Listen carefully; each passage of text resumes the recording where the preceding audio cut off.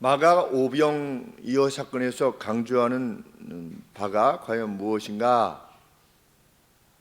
막대한 군중을 먹이셨다는 점이 강조되는가? 아니면 예수님께서 목자로서 인애하셨다라고 하는 점이 강조되어야 되는가? 아니면 여기서도 구약의 예언의 성취가 강조되고 있는가? 그런데 마가의 기록에서는 특별히 마지막 이 오병이어의 사건이 구약 예언의 성취다라고 하는 점이 이 기술을 잘 살피면 나타납니다. 그래서 예수님의 능력과 인애가 나타나면서도 마가가 강조하고 있는 것은 구약의 예언이 성취되었다는 겁니다. 예수님께서 여러 선지자 중에 한 분이 아니시라는 것, 이것이 지금 강조되고 있는 것입니다. 먼저 무엇을 기록하고 있습니까? 사도들이 예수님과 함께 모여서 그들이 행했던 바 그리고 그들이 가르쳤던 바를 함께 나눴습니다. 예수님한테 보고를 했습니다. 우리가 나가서 이것을 가르쳤고 또 이것을 행할 수 있었습니다. 예수님께 보고를 했습니다. 그랬더니 예수님이 뭐라고 말씀하셨냐면 차단된 장소로 가서 좀 쉬어라, 이 말씀하셨습니다. 또 사람들이 없는 곳으로 가서 좀 쉬어라, 31절에. 왜냐하면 거기 오가는 많은 사람들 때문에 이 식사를 할 시간조차도 없었기 때문이다. 그러니까 예수님도 힘드셨겠지만 제자들이 아주 힘들었던 겁니다. 그러니까 예수님이 좀 가서 쉬어라, 좀 먹기도 하고 좀 힘을 키운 다음에 다시금 사역을 해라, 이렇게 해가지고서 예수님과 예수님의 제자들이 보트를 타고 차단된 곳으로 가신 겁니다. 가셨는데 각 성들로부터, 모든 성들로부터 나온 사람들이, 그러니까 인산인해의 사람들이 예수님이 지금 배를 타고 가시는데 어디로 가시는지 이게 본 겁니다. 봐가지고 발로 뛰어가지고 예수님이 이제 배 타고 가시고, 이 사람들은 예수님이 어디 가신다라는 것을 알아가지고서 먼저 가서 그 군중들이 거기 있는 겁니다. 예수님이 도착하시는 곳에 좀 쉬려고 가셨는데 벌써 군중들이 와 있는 겁니다. 그러면 웬만하면 좀 짜증이 나지요. 쉬려고 왔는데. 그런데 성경이 무엇이라고 말하고 있습니까? 예수님께서 그들에 대해서 애정을 지니셨다. 왜? 목자이기 때문에.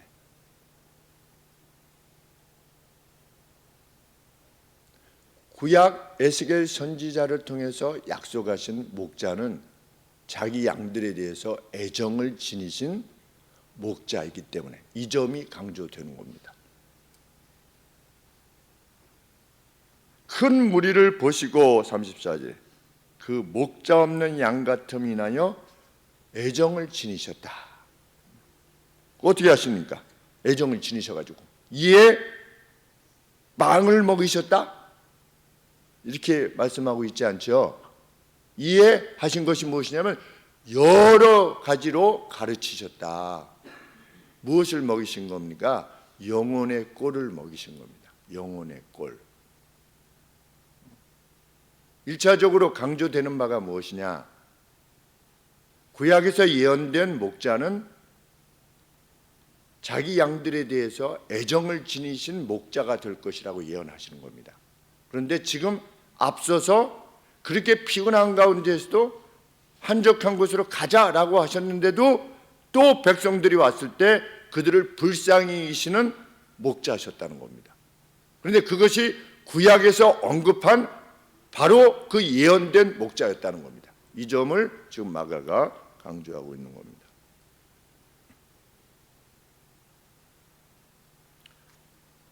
마가가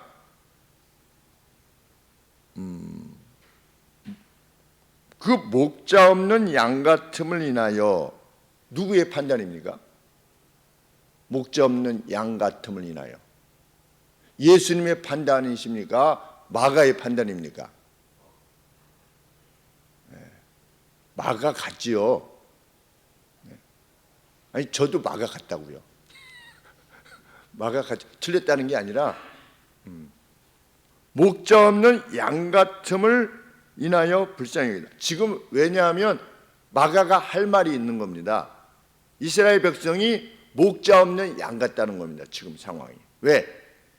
구약의 에스겔 포로기 때에 한 560년 경에 기록되어졌다고 여겨지는 에스겔, 그러니까 바벨론 포로가 된 다음에 이스라엘 백성들이 어떤 상황이었느냐?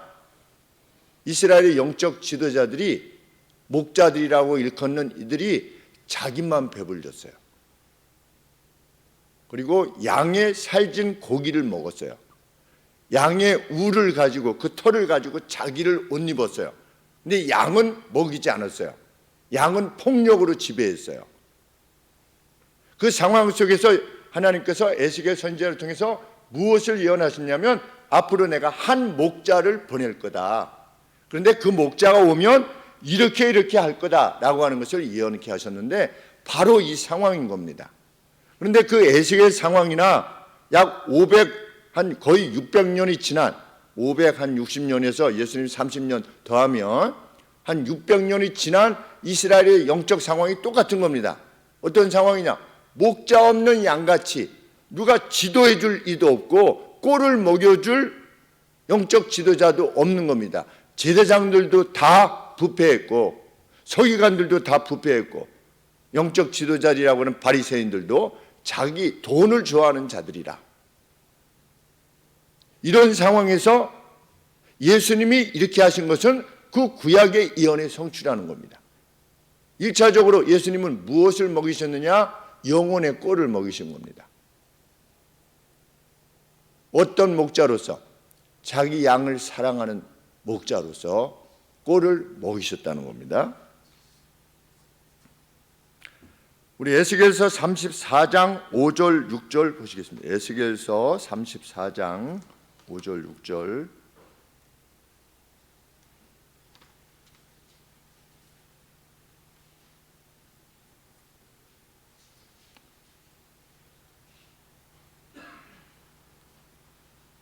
구약성경 1204쪽.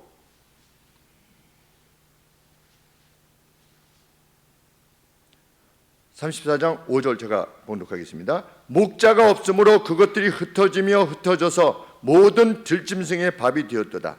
내 양의 무리가 모든 산과 높은 맷뿌리에 마다 유리되었고 내 양의 무리가 온 지면에 흩어졌을 때 찾고 찾는 자가 없었도다. 목자가 없다는 겁니다.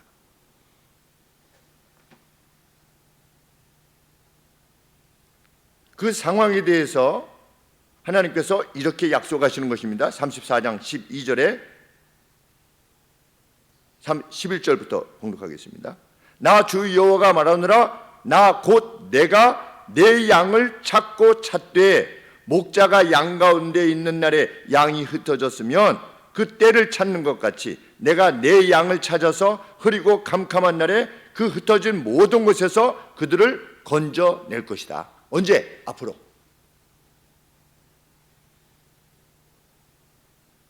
그 목자를 보낼 거다. 내가. 하나님께서 이렇게 에스겔 선지자를 통해서 예언케 하신 겁니다. 그리고 그 예언의 마지막 내용이 뭐냐? 34장 13절부터 15절. 내가 그것들을 만민 중에서 끌어내며 열방 중에서 모아 그 본토로 데리고 가서 이스라엘 산 위에와 시냇가에와 그 땅의 모든 거주지에서 먹이되 좋은 꼴로 먹이고 그 우리를 이스라엘 높은 산 위에 두리니 그것들이 거기서 좋은 우리에 누워 있으며 이스라엘 산 위에서 살진 꼴을 먹으리라. 나 주 여호와가 말하노라. 내가 친히 내 양의 목자가 되어 그것들로 누워 있게 할 것이다. 이렇게 약속을 하신 겁니다. 누구냐? 예수님이 오신 겁니다. 그 목자로서. 마가가 직면했던 상황이 바로 이 상황이었던 겁니다. 그래서 마가는 이스라엘 백성들이 마치 목자 없는 양 같았다 라고 지금 기록하면서 약속했던 참 목자가 등장했음을 목도했다는 것을 증언으로 남기는 겁니다. 그래서 예수님은 백성들로 각각 가서 사 먹도록 하시지 않은 겁니다. 제자들이 무엇이라고 제안을 했습니까? 가서, 지금 때도 매우 늦었고 여기는 지금 광야이기 때문에, 빈들이기 때문에, 사막이 아니라 여기 저 푸른 잔디를 보면, 근데 사 먹을 데가 없는 겁니다. 그러니까 제자들이 제안을 했습니다. 빌리지르들로 들어가 가지고서 가서 각각 자기가 사 먹도록 해야 되겠습니다. 그랬더니 예수님이 노 하신 겁니다. 내가 먹일 거다. 왜? 목자니까.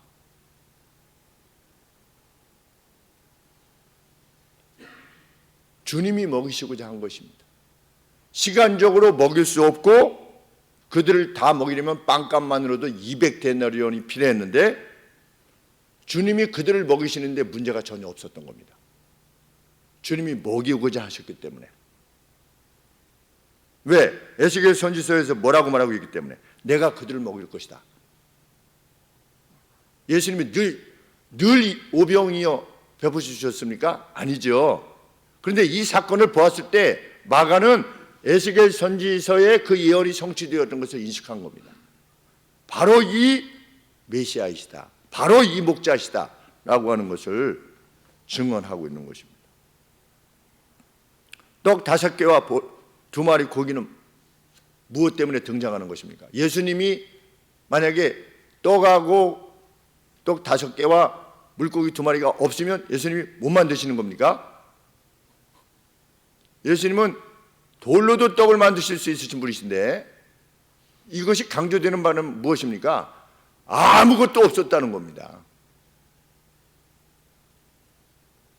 아무것도 없어도 문제가 되지 않는 겁니다.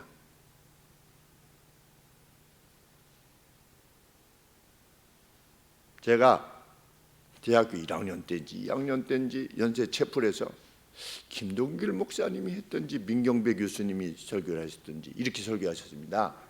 몇 번 언급해 드렸지만 다들 숨겨놓고 있었는데, 자기 거 이렇게 다 숨겨놓고 있었는데 어린아이가 그걸 내놓으니까 모두가 감동을 받아가지고 다 꺼내서 먹었다는 겁니다. 그것이 오병이어의 기적이래요. 기가 막히게 설명해서 제가 혹했어요. 그런 거야? 이렇게. 아주 기가 막히게 설명을 합니다. 그걸 비신화화라고 하는 표현을 씁니다. 신화로 만들어 놓은 것을 다시 원래의 것으로 설명해 준다 이렇게 말하는데, 성경은 뭘 말하려고 하는 겁니까? 아무것도 없었다는 겁니다. 그만큼 없었다는 겁니다. 그런데 그것이 문제가 되지 않았다는 겁니다. 주님이 목자로서 백성들을 먹이시는데 문제가 되지 않았다는 겁니다. 예수님께서 명하셨습니다. 어떤 명령을 주셨습니까?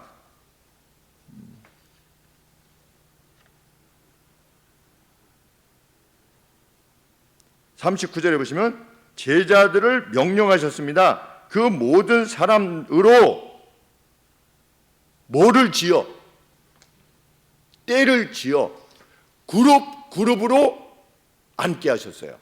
뭐가 생각납니까? 50명씩 100명씩 앉게 하셨더라. 뭐가 생각나시죠?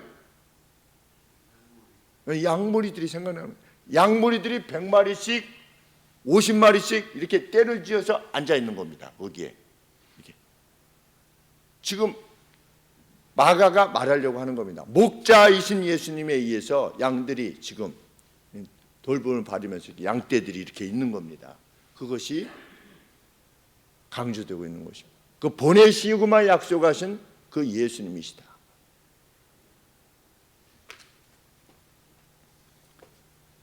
그 예언의 내용이 무엇입니까? 34장 15절에 에스겔 34장 15절, 내가 친히 내 양의 목자가 되어 그것들로 누워 있게 할 것이다. 내 백성들을 누워 있게 할 것이다. 지금 50명씩 100명씩 누워 있는 겁니다. 이 예언이 이렇게 연상이 되면서 성취되었음을 밝히는 내용입니다. 하나, 예수님이 5개의 빵과 2머리 물고기를 잡으신 뒤에 하늘을 향해서 바라보신 채 복을 비셨고 빵과 고기를 나누어주기 시작하십니다. 주님은 제자들에게 그들 앞에서 주시기를 계속하셨다. 그러니까 예수님은 계속되어서 주시고 제자들은 받아가고 해가지고 나눠주는 방식으로 누가 주셨습니까? 예수님이 주셨습니다. 목자이신 예수님이 공급하신 겁니다. 그래서 결과적으로 그들 모두가 먹었고 만족하였다. 먹었고 만족했다. 이걸 기록할 이유가 무엇입니까? 에스겔서 34장 14절에 살진 꼴을 먹게 될 것이다. 이렇게 말씀하셨기 때문입니다. 살진 꼴, 풍성한 위치, 아주 풍부한 꼴을 먹게 될 것이다. 어느 정도로? 먹고 남은 그 조각들을 모아놓은 것이 12광주리가 넘도록 살진 꼴을 먹게 할 것이다. 살진 꼴을 먹게 하신 겁니다. 단회적 사건만을 말하는 것이 아니라 예수님이 오셔서 하신 바가 뭐냐? 자기 백성, 자기의 양들을 그토록 돌보시는 목자가 되어주시겠다. 이렇게 예언을 하셨는데 이 예언이 성취됐다는 겁니다. 그래서 예수님이 스스로 일컬어 뭐라고 말씀하십니까? 나는 참 목자다. 목자로 예수님이 스스로를 말씀하신 겁니다. 나는 왕이다 이렇게 말씀하시지 않았습니다. 나는 목자다 이렇게 말씀하셨습니다. 왜? 구약에서 목자로서 예언되어졌기 때문에. 남은 조각들로만 12바스켓이 될 정도였다. 그리고 빵을 먹은 양들은 약 5,000마리였다. 남자 장정만 5,000마리였다. 아무런 문제가 되지 않았다. 그들의 수가. 마지막으로 잔디색이 뭐래요? 잔디색이 푸른 잔디라고 그러죠? 푸른 잔디.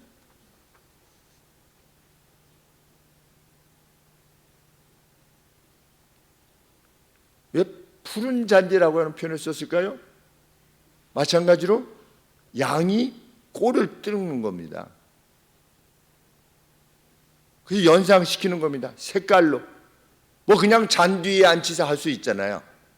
그런데 이 마가는 푸른 잔디라고 하는 표현을 씁니다. 왜? 에스겔서 34장 14절에 그것들이 거기서 좋은 우리에 누워 있으며 이스라엘 산 위에서 살진 꼴을 먹게 될 것이기 때문이다. 그러니까 다 말라빠진 잔디 위에 앉아 있으면 안 되잖아요. 푸른 잔디 위에 양들이 50마리씩 100마리씩 목자의 지도하에 목자가 제공하는 살진 꼴을 먹으면서 거기 있게 된 겁니다. 예언의 성취다. 이 분명한 사실에도 불구하고 믿지 않으려 하느냐? 마가의 기록입니다. 에스겔서 34장 23절. 34장이 여기에 어떤 대꾸와 같은 거지요. 그래서 34장 23절에 내가 한 목자를 그들의 위에 세워서 먹이게 하리니 그는 내 종 다윗이라. 그가 그들을 먹이고 그들의 목자가 될지라. 이렇게 예언을 하신 겁니다. 이만큼 명확한 예언이 어디 있습니까? 이 예언의 성취야말로 예수님을 모든 다른 선지자들과 구별되는 내용인 겁니다. 사람들이 나를 누구라 하더냐? 선지자 중에 한 명이라고 그럽니다. 왜? 기적을 베푸는 거, 말씀을 전하는 게 비슷해 보이니까 세례 요한이 죽었다가 다시 일어났다고 그럽니다. 엘리야라고 합니다. 예레미야라고 하는 사람도 있습니다. 선지자 중에 한 명이 아니신 이유가 뭡니까? 예언과 성취입니다. 역사전에 말씀하시고 그것을 이루신 그 존재이기에 다른 선지자들은 앞으로 이사야가 올 거다 뭐 이런 거 없잖아요. 앞으로 뭐 누가 와서 이렇게 할 것이다, 그게 없는 겁니다. 누가 있었습니까? 세례 요한이 있었죠. 앞으로 엘리야가 올 것이다. 엘리야가 와서 무엇을 할 것이다. 자녀의 마음을, 이스라엘 백성들의 마음을 아비의 마음에게로, 그 족장들의 마음으로, 족장들의 그 믿음의 마음을 자녀들에게 돌리게 할 거다. 말라기 선지자가 그렇게 예언을 했습니다. 그 엘리야가 누구다? 세례 요한이다. 그러니까 역사에 있어서 세례 요한이 예수님이 오신다고 하는 이 점이 강조되기 위해서 세례 요한이 올 것이라고 하는 점이 강조됐죠. 그런데 그 세례 요한이 와서 뭐라고 했습니까? 나는 그의 신들매도 이렇게 가치가 없는 존재다, 이렇게 말했습니다. 이 구별됨이 어디에서 구별됨이 오는 것이냐? 약속하신 바대로 오셨다는 겁니다. 예언의 성취가 되었다는 겁니다. 그것이 세상 종교와 우리 기독교를 명백하게 갈려놓는, 이것이 진리냐 아니냐를 명백하게 갈려놓는 어떤 구별점입니다. 우리는 이 하나님을 섬기고 있는 겁니다. 우리의 목자이신 예수님은 어떤 분이시다? 그 피곤함 가운데서도 그들을 불쌍히 여기시고 그들에 대한 애정을 지니셔서 꼴을 계속하여 먹이기를 원하셨던 자비하신 목자이시다. 그 목자는 어떤 목자이시다? 그것이 빈들이고 내가 이미 늦었고 사 먹을 데도 없고 돈도 없고 하는 것이 문제가 되지 않을 만큼 능력의 왕이시다. 이 점이 우리에게 더할 수 없는 기쁨의 이유가 되는 것입니다. 특별히 그분이 어느 날 갑자기 내가 세상의 구세주다 이렇게 나타나신 것이 아니라 역사의 예언을 쫓아서 수많은 예언들이 어떠한 개인에게 일치되어졌을 때 우리는 무엇을 인식하게 되냐면 역사가 죽은 역사가 아니라 살아있는 역사구나. 아브라함 때부터 지금까지 역사는 살아있는 역사입니다. 그러니까 리빙 히스토리예요. 살아있는 역사예요. 그냥 과거는 과거대로 끝난 역사가 아니라 그 역사가 계속 연결돼서 예수 그리스도께서 오셨고 예수 그리스도께서 오신 이후에도 계속 교회는 그 살아있는 역사를 신뢰하면서 마지막 날까지 가게 되는 것입니다. 그것이 우리입니다.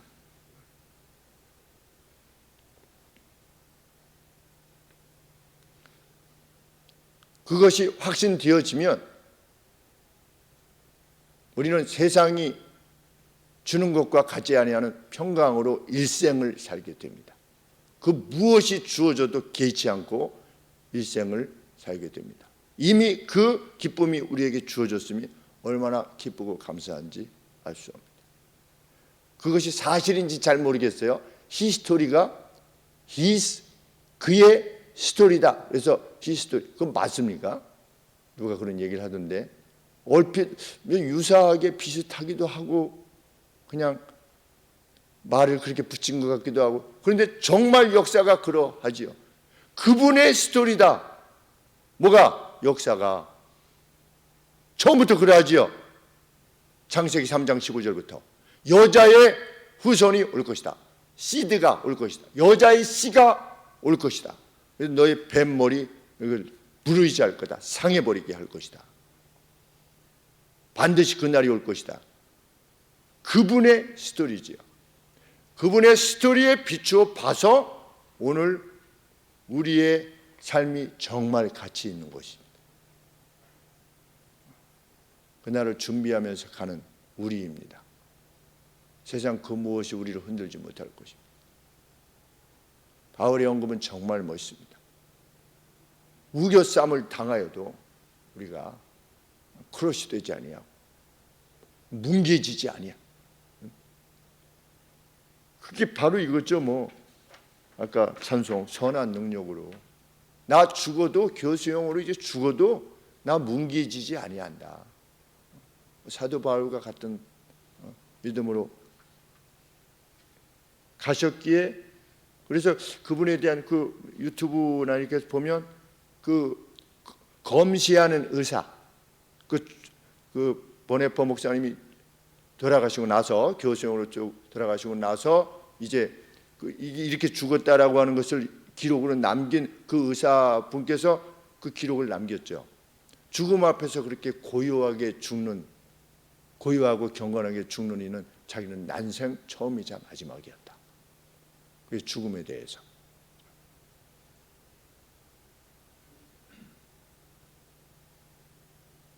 우리는 그런 사람들입니다. 정말 말로만 그런 것이 아니라 우리의 가슴으로 생명 다해서 그분의 나라가, 그 목자의 양떼들이 살아나기를 원하고, 그 양떼들이 주님으로부터 공급받는 그 꿀을 먹고 모두가 만족하는 그 나라가 반드시 올 것인데, 우리의 남은 생애를 정말 그 나라의 가치를 위해서 드리는 것, 얼마나 가치가 있겠는가 하는 생각을 하게 됩니다. 또 한 주간의 삶이 이 목자 되신 주님의 인도하심을 따라 행하게 되시는 복되고 아름다운 생애 되시기를 소원합니다. 기도하겠습니다.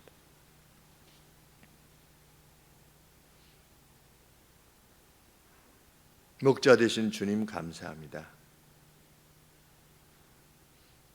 우리가 그 어떤 길을 지금 걷고 있다 할지라도 그 주님을 우리의 왕으로 모시고 우리의 목자로 모시고 살아가고 있으면 실상 모든 문제가 해결된 것과 다를 바가 없는 줄 압니다. 심지어 죽음이라 해도 그러할 것이며, 파산이라 해도 그러할 것이며, 치명적인 병이라 할지라도 그러할 것입니다. 하나님, 이런 믿음을 우리에게 공히 허락해 주셨사오니 감사합니다. 함께 보듬어 안고 나아가는 저희가 되게 하여 주옵소서. 예수님의 거룩하신 이름으로 기도합니다. 아멘.